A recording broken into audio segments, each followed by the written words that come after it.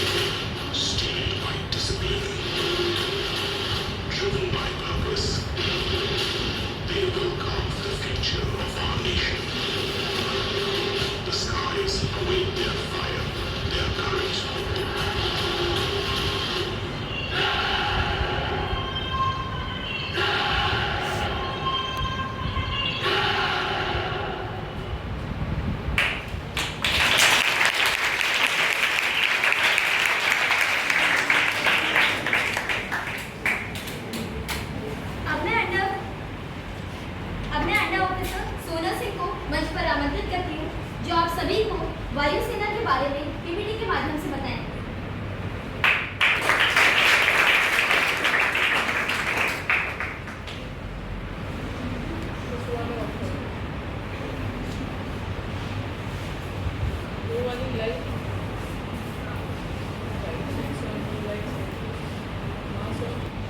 मेरा नाम under officer Sonal Singh है और मैं आज आपके समक्ष भारतीय वायुसेना को प्रेजेंटेशन के माध्यम से उसके बारे में कुछ बताना चाहती हूँ। वायुसेना सेना की एक शाखा है जो हवाई युद्ध और रक्षा में माहिर है। यह देश के हवाई क्षेत्र की रक्षा और जमीनी और नौसैनिक बलों को हवाई सहायता प्रदान करने में सशक्त है।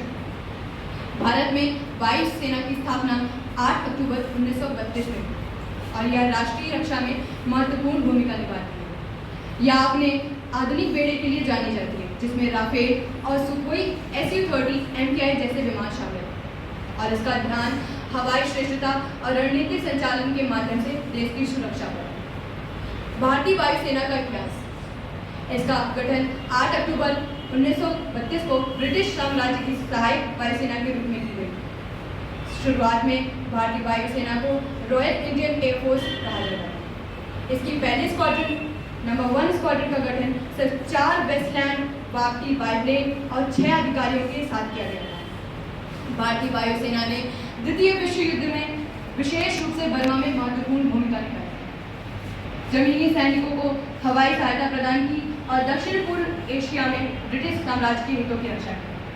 वहीं 1947 में भारत की स्वतंत्रता के बाद वायुसेना को 2 भागों में विभाजित कर दिया गया, भारतीय और पाकिस्तानी वायुसेना।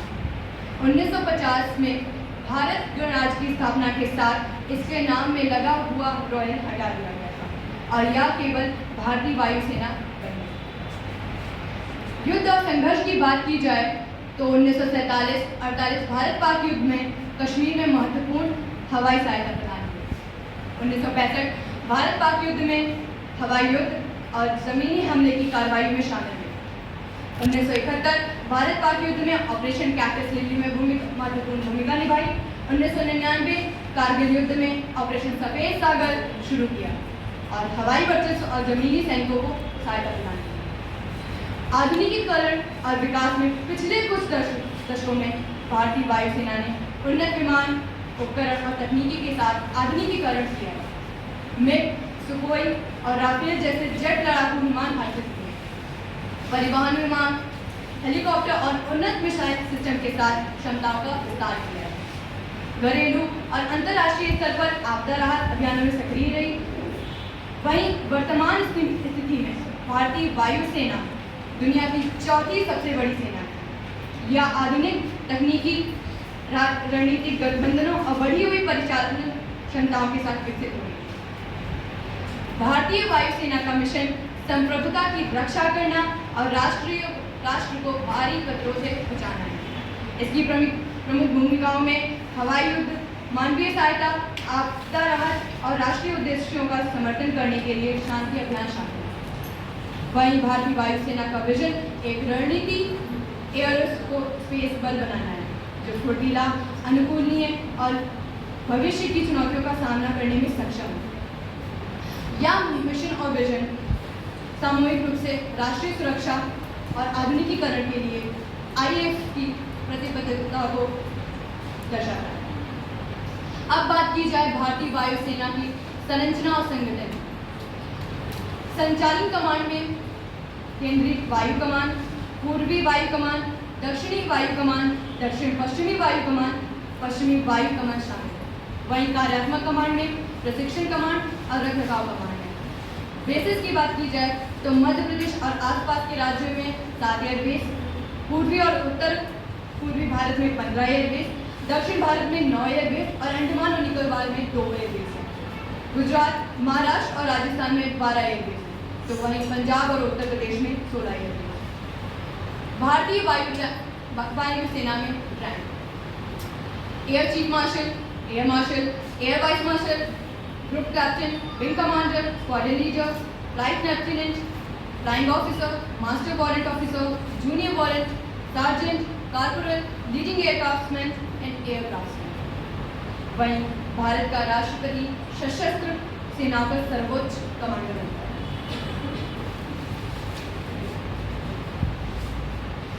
ये रहे कुछ लड़ाकू विमान जिसमें हल तेजस, सुखोई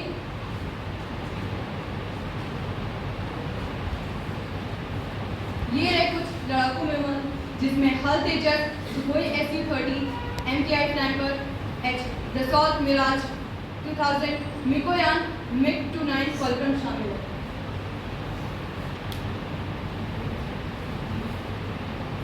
भारतीय वायुसेना की अपनी विशेष बल इकाई भी है, जिसे गरुड़ कमांडो फोर्स के नाम से जाना जाता है। इसे 2004 में आतंकवाद रोधी, बंदूकों को छुड़ाने और लड़ाकू खोज और बचाव जैसे विशेष अभियानों में अंजाम देने की प्राथमिक भूमिका के साथ स्थापित किया गया है। इनकी भूमिकाओं और जिम्मेदारियों में एयरफील्ड सुरक्षा, आतंकवाद रोधी, लड़ाकू खोज और बचाव और मानवीय सहायता शामिल है। गरुड़ कमांडो लगभग 72 सप्ताह तक चलने वाले प्रशिक्षण से गुजरते हैं, जिसमें हवाई प्रशिक्षण, हथियार प्रशिक्षण और तरजीहता कौशल शामिल है। गरुड़ कमांडो ने विभिन्न ऑपरेशनों में भूमिका निभाई है, जिसमें जम्मू और कश्मीर में आतंकवाद विरोधी अभियान, राहत अभियान और अंतर्राष्ट्रीय अभ्यास शामिल है। वही बात की जाए भारतीय वायुसेना के वीर सैनिकों की। भारतीय वायुसेना के वीरों को सम्मान करना एक महत्वपूर्ण परंपरा है, जो राष्ट्र की रक्षा में उनके पराक्रम, समर्पण और बलिदान को मान्यता देती है। जैसे वीरों को पुरस्कृत करना, जिसमें परमवीर चक्र, महावीर चक्र, वीर चक्र और अशोक चक्र शामिल है।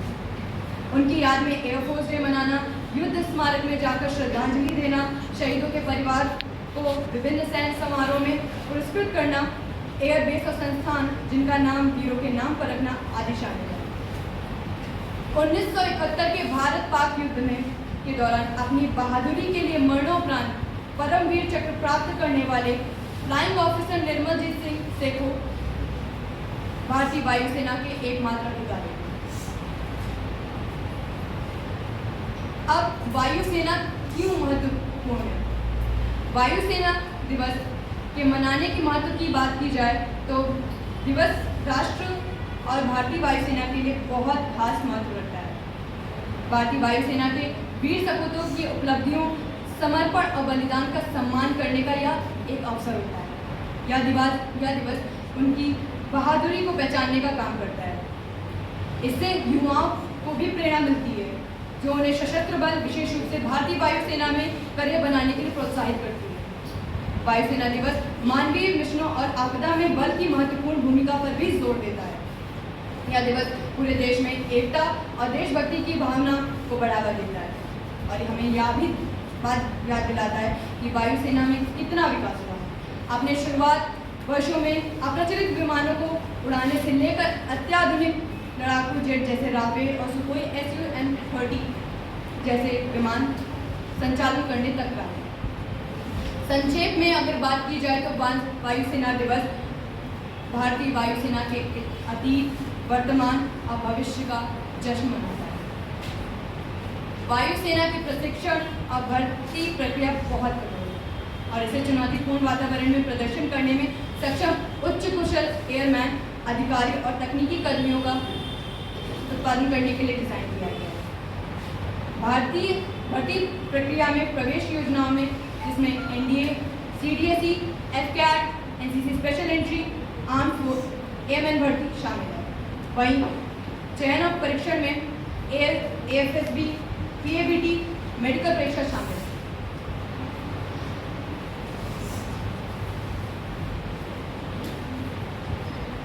इसमें प्रशिक्षण कार्यक्रम, शारीरिक और मानसिक परीक्षण और करियर में उन्नति के लिए निरंतर शिक्षा और प्रशिक्षण भी शामिल है।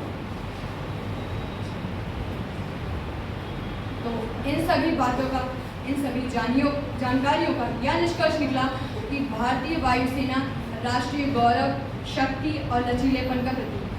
1932 में इसकी स्थापना के बाद से भारतीय वायुसेना दुनिया की सबसे दुर्जय वायुसेनाओं में से एक बनी, जिसने भारत की संप्रभुता की रक्षा करने, वैश्विक शांति अभियानों में योगदान देने और मानवीय अभियानों का संचालन करने में महत्वपूर्ण भूमिका निभाई। अपने उच्च प्रशिक्षित कर्मियों, उच्च उन्नत विमानों और राष्ट्रीय की रक्षा के लिए अटूट प्रतिबद्धता के साथ वायुसेना भारत की रक्षा बलों का एक महत्वपूर्ण स्तंभ बनी।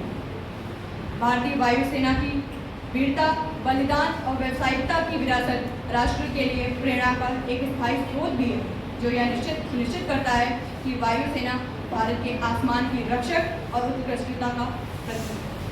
धन्यवाद।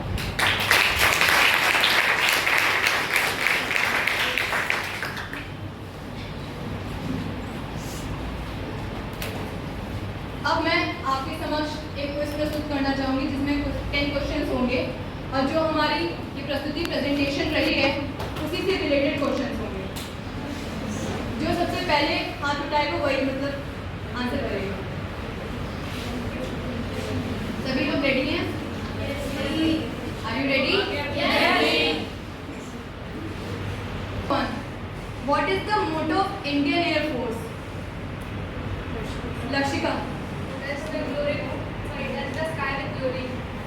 Correct. When was IAF established? 8 October 1932. Sukhoi Su-MTI is designed by which country? Options available हैं A. USA, B. Russia, C. Nepal, D. Iran.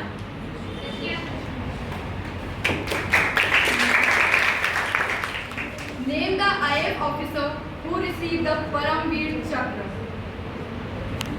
Name the IAF officer who received the Paramveer Chakra. He was only person who received the Paramveer Chakra in IAF. Options are not available. Rank with rank. Complete name.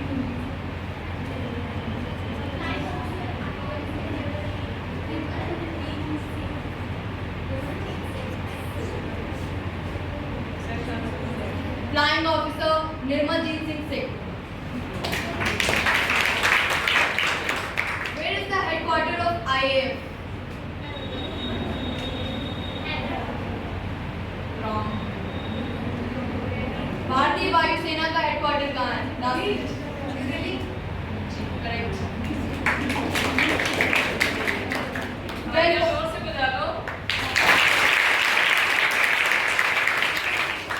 When was the prefix royal removed from the name of the Indian Air Force? Lakshika. 1947. Wrong.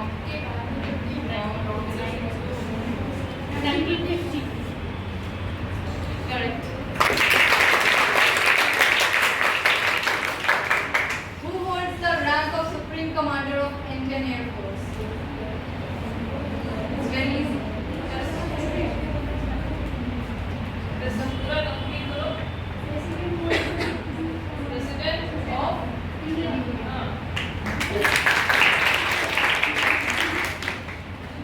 Indian Air Force comes under which ministry? Janvi. Defense Ministry.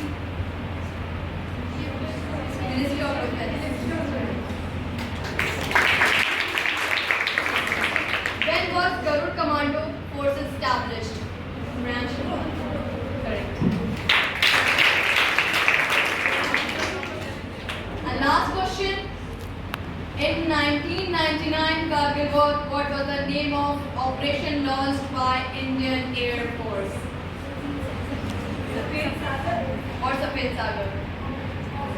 Operation Safed Sagar. Correct.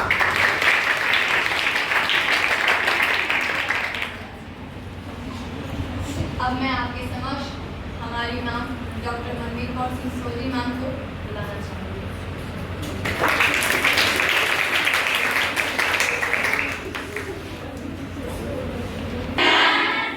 How's the जोश? How's the जोश? आज कौन सा दिवस हमने मनाया? भारतीय वायुसेना दिवस या इंडियन एयर फोर्स डे।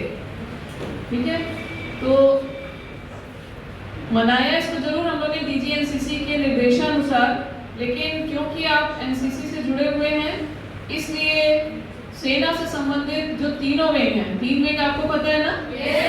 कौन सी है? थल सेना, नौसेना और वायुसेना। और आपको ये भी पता होगा कि NCC भी ट्राई सर्विस है। NCC में भी एयर विंग के कैडेट्स भी हैं, आर्मी के भी हैं और नेवी के भी हैं। तो भले ही हम यहाँ पर आर्मी विंग को रिप्रेजेंट कर रहे हैं, लेकिन फिर भी हमको तीनों विंग के बारे में पता होना चाहिए, हमको अपनी सेना से परिचित होना चाहिए। शायद इसी मकसद से ये आदेश निर्देश जारी किए गए कि जो युवा हैं, हम आपको बार बार यही याद दिलाते हैं कि युवा जो है वो देश का भविष्य है और युवा बदलाव लाने की सामर्थ्य भी रखते हैं, इसलिए युवा पूरी तरह से अपडेटेड होने चाहिए। अगर आपको जानकारी ही नहीं है तो आपसे क्या अपेक्षा की जाए कि आप हमारे देश को आगे ले जाने में या विकसित भारत के निर्माण में कोई योगदान दे पाओगे। आपने जैसा देखा कि 8 अक्टूबर 1932 में इंडियन एयर फोर्स का गठन हुआ और तब किन स्थितियों में था, और आज इसका थीम 2024 का किसी ने ध्यान दिया क्या था? थीम 2024 का इंडियन एयर फोर्स डे का क्या है? सक्षम, सशक्त और आत्मनिर्भर भारत। इंडियन एयर फोर्स सक्षम, सशक्त और आत्मनिर्भर। यानी आपने देखा होगा डिफेंस एक्सपो भी अभी कितने लगाए गए भारत के द्वारा, तो पूरी दुनिया ने भारत की ओर देखा। एक समय था, अभी आपने PPT प्रेजेंटेशन में भी अगर ध्यान दिया हो तो किस तरह से कितने एयरक्राफ्ट्स, हेलीकॉप्टर्स, फाइटर, जितने प्लेन्स हैं वो हमारे अपने भारत में उसका निर्माण होने लग गया है। अब दुनिया हमारी ओर देखती है बजाय इसके कि हम दुनिया की ओर देखें। तो किस तरह से हमारी सेना ने, हमारे भारतीय वायुसेना ने इतना आगे बढ़ करके इतना विकास किया है, कहां से शुरू किया था और आज वो कहां तक है, और इसको और आगे ले जाना है। हम कौन से काल में चल रहे हैं? अमृत काल में चल रहे हैं, विकसित भारत की ओर देख रहे हैं।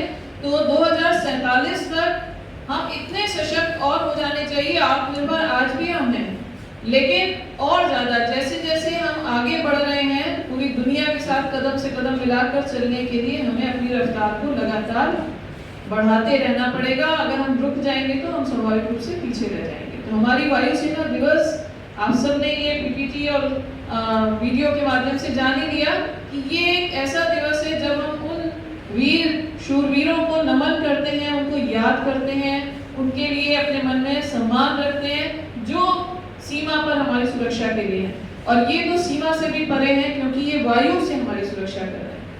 तो जल, थल और नभ तीनों से सुरक्षा की आवश्यकता है क्योंकि दुश्मन कहीं से भी वार कर सकता है और करता रहा है। आजादी के बाद भी वायुसेना जो है वो 8 लड़ाइयां लड़ चुकी है, जिसमें 1965, 1971 और कारगिल का युद्ध भी।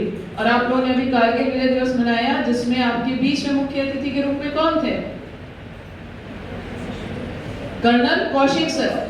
और वो शख्सियत ऐसी थी जिन्होंने खुद कारगिल युद्ध में चीता हेलीकॉप्टर के माध्यम से रसद पहुंचाने का और सभी महत्वपूर्ण व्यक्तियों को वहां तक पहुंचाने का कार्य किया था जहां से पूरी युद्ध नीति बनाई जा रही थी, जहां से युद्ध की पूरी व्यवस्था देखी जा रही थी। प्रधानमंत्री, तत्कालीन प्रधानमंत्री को भी वो अपने हेलीकॉप्टर के माध्यम से वहां तक लेकर गए थे। तो इसका मतलब क्या है कि इंडियन एयर फोर्स ने हर तरह से हमारे देश को सुरक्षित करने का जो बीड़ा उठाया है, जो इसका लोगो भी है, जो इसका ध्येय वाक्य है, उसके अनुसार ही लगातार काम कर रही है। और इसमें लगे हुए जो शूरवीर और साहसी सिपाही हैं उन सबको हमेशा उन सब के प्रति हमारा सम्मान होना ही चाहिए। हम जब कभी हम क्या कर सकते हैं? हम सब सरहद पर नहीं जा सकते, हम सब दब में जाकर के लड़ाई नहीं लड़ सकते, लेकिन हमारा कर्तव्य क्या होना चाहिए कि हम देश की एकता और अखंडता को बनाए रखने का भरसक प्रयास करें। इसमें किसी प्रकार की सेंधमारी ना होने दें। हम खुद लॉयल रहें अपने देश के प्रति। जिस भी जगह पर हमें, आज आप स्टूडेंट हैं तो आपकी जिम्मेदारी क्या है? आप लग करके अपनी पढ़ाई करें। आपने इसमें लास्ट में देखा कि इंडियन एयरफोर्स अब अग्निवीर वायु तक भी आ गया है। अग्निवीर वायु के माध्यम से नौजवानों को इसके साथ जोड़ा जा रहा है जो कहीं ना कहीं देश का भविष्य बनने वाले हैं। तो अभी वो कुछ समय के लिए है, लेकिन लगातार इस पर प्रयास हो रहा है कि उसमें से जो अच्छा करे उनमें से अधिक को उसी फोर्स में ले लिया जाए जिससे कि वो आगे भी भविष्य में हमारे साथ जुड़े रहे। तो लगातार ये कार्य जारी है। तो आप सबकी ये जिम्मेदारी है कि आप एक विद्यार्थी जब तक हैं तब तक विद्यार्थी जीवन में जो आपके कर्तव्य है उसको जिम्मेदारी से निभाएं और जल्दी से जल्दी इस लायक बन जाएं कि आप भी देश के काम आ सकें, यानी कहीं ना कहीं ऐसे समाज में आपको स्थान मिल जाए। इस तरह से आप जैसी भी सेवाएं दे रहे हो, हर कोई सैन्य फोर्स में नहीं चला जाएगा, हर कोई आर्म फोर्स में नहीं जाएगा, सेना में सबको नौकरी मिल भी नहीं पाएगी, लेकिन आप समाज में जहां भी हो वहां के कर्तव्यों का पालन बहुत अच्छी तरीके से करेंगे तो ये सेना के प्रति बहुत बड़ा सम्मान होगा, उन परिवारों के प्रति सम्मान होगा। आप जहां कहीं भी किसी सेना के सिपाही या अधिकारी को देखें, उनके परिवार को देखें, आपको हमेशा उनको पहल करने देना चाहिए। हमको इस बात का ध्यान रखना चाहिए कि वो अपने घर बार को छोड़ करके, उनके घर वाले हमारी रक्षा करने के लिए बाहर हैं, तो किसी जगह पर अगर हम उनको प्रायोरिटी दे देते हैं तो हम छोटे नहीं हो जाएंगे।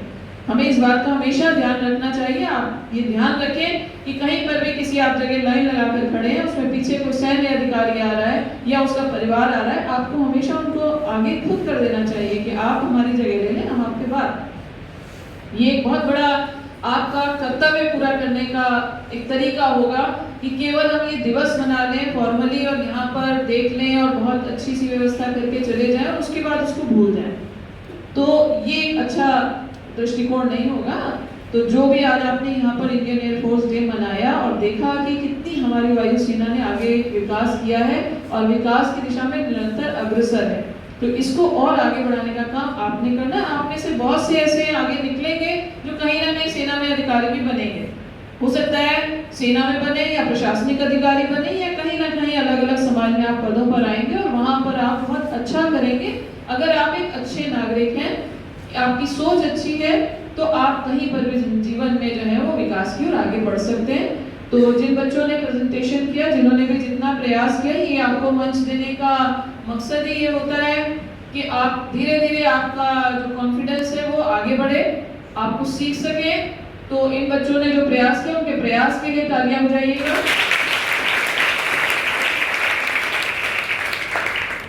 और अगली बार कोई टास्क होगा वो अन्य कैडेट्स को दिया जाएगा, बारी बारी सभी लोग इस तरह से चीजों को सीखेंगे। और आज जो बच्चे जीते, अभी जिन्होंने क्विज में जवाब दिया, वो सब कौन है? सब खड़े हो जाए अपने स्थान पे। जिसने भी जवाब दिया था, जिनके जवाब पे आपको तालियां वापस मिली, 1 2 3 4 5 6 7 8 9 10। अगली कक्षा में सभी को कुछ ना कुछ पुरस्कार के रूप में दिया जाएगा। इन सबके नाम भी आप लोग नोट करें और इनके लिए तालियां भी बजाएं। क्विज करने का मकसद केवल इतना था, इन बच्चों का आइडिया यही था कि देखते हैं कि कितने कैडेट्स ने इसको ध्यान से सुना और देखा।